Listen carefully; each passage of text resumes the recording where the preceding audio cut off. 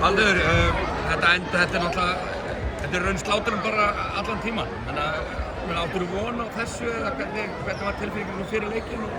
Nei, ég átti náttúrulega ekki von á þessu en bara, þú veist, þegar við setjum upp hörku varnarleik þá getum við gert þetta.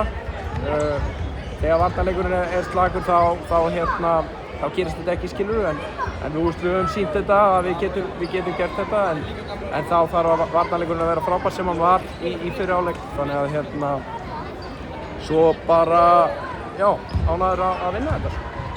Segðu mér, hvernig er að fá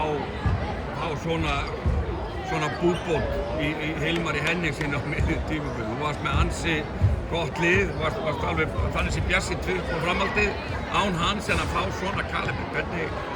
Það er náttúrulega bara frábært, þú veist, bara gefum við með orku í liði bara eins og að leggur sér, bara klefinn og skilur hvað við erum að gera og góður í körfubolta og hann hafi ekki getað neitt í dag, skilur en Hann greinilega þurfti þess ekki í dag allavega. En hann er frábær leikmaður og mun auðvitað bara hjálpa okkur og ég er alltaf ánægður að vinna með honum.